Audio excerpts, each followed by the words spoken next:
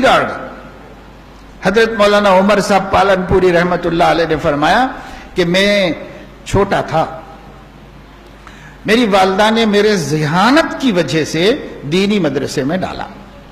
ماشاءاللہ ان کی والدہ دیہات کی ایک خاتون تھی، لیکن کتنی سمجھدار تھی اس کا اندازہ کریں وہ مولوی لوگ جن کے سب کے بچے اسکولوں میں پڑھ رہے اس زمانے میں۔ ہر مولانا یہ کہہ رہا ہے بھائی ہم کیا پائے، بول کے پڑھ کے لکھ کے بابا عالم بنائے، مدرسے میں 2000 مل رہے، وہاں 3000 ہونے کے، اپنے بچوں کو تو اچھا پڑھاؤ لکھاؤ۔ اللہ ماشاءاللہ اکثر علماء کے بچے عصری تعلیم ہی حاصل کر رہے نا۔ ذرا سوچئے کہ حضرت مولانا عمر پالنپوری کو ان کی خالہ بمبئی میں رہتی تھی، پالنپور میں ان کی ماں رہتی تھی۔ وہ چھوٹا گاؤں تھا، اب بھی کوئی بہت بڑا شہر نہیں ہے، وہ اس زمانے میں چھوٹا گاؤں تھا۔ یہاں سے لا کے بمبئی میں ایک مشنری اسکول میں اپنے بچوں کے ساتھ شریک کر دیا۔ 2 سال مولانا پڑھے وہاں پر۔ دوسرے سال کا رزلٹ دیکھ کر مشنری کے ذمہ داروں نے پیرنٹ میٹنگ میں بلا کر کے ان کی خالہ سے کہا یہ آپ کا بچہ ہمارے پورے اسکول میں سب سے ذہین بچہ ہے اور بہت بہترین پڑھنے والا بچہ ہے۔ ہم لوگوں نے میٹنگ کی ہے اور یہ طے کیا ہے کہ اس بچے کا گریجویشن کمپلیٹ ہونے تک ہماری مشنری خرچہ اٹھائے گی، فیس معاف اور کتاب ڈریس سب فری، اور جب تک کہ یہ گریجویٹ نہ ہو جائے۔ دوسری جماعت سے گریجویٹ ہونے کے لیے آپ سوچئے 13 سال اور پڑھانا ہے۔ 13 سال کی ذمہ داری پوری ان لوگوں نے لے لی، اتنا ذہین بچہ تھا۔ اور اس کے بعد یہ بچے کو چھٹیوں میں گھر چھوڑنے کے لیے خالہ پالنپور کو لے کر آئی اور خوشی کے مارے اپنی بہن کو بچے کے یہ کمالات بھی سنائے۔ اس کو سنتے ہی وہ دیہات کی بھولی بھالی ماں کیا کہتی ہے، آج ہم میں سے ہر ایک کو سوچنے کی ضرورت ہے۔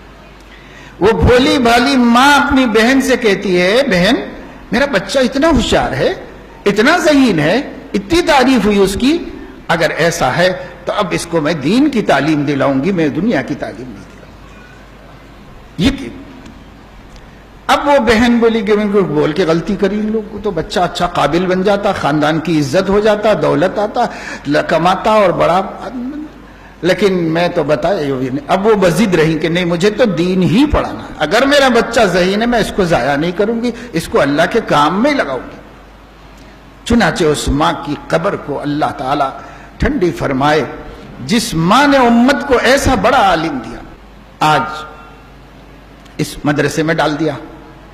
مدرسے میں 30 ابتدائی عالم کورس میں داخلہ ملا، اب وہاں پڑھنے جا رہے تھے، چھوٹی سی انجمن ہوئی۔ ایک دن جمعرات کو روز پوچھتی تھی کہ آج کیا پڑھا بیٹا، خود سمجھتی کچھ نہیں تھی مگر پوچھتی برابر تھی۔ ایک دن کہنے لگے بیٹا آج کیا پڑھے، کہا اماں آج پڑھائی نہیں ہوئی، آج انجمن ہوئی۔ کہا انجمن کیا ہوتی ہے، کہا اس میں سب لوگوں کو تقریر کرنا پڑتا ہے۔ آپ نے بھی کی؟ ہاں میں نے بھی کی۔ تو مجھے بھی سناؤ بیٹا۔ پلو اوڑھ کے مولانا کا بیان ہے، ادب سے بیٹھ گئی اور پھر یہ کھڑے ہوئے اور جیسے انجمن میں انہوں نے 2 منٹ کی ایک تقریر کی تھی، وہ تقریر ماں کے سامنے کی۔ تب ماں کی آنکھوں میں آنسو تھے اور یوں کہہ رہی تھی بیٹا تو ہمت نہ ہار،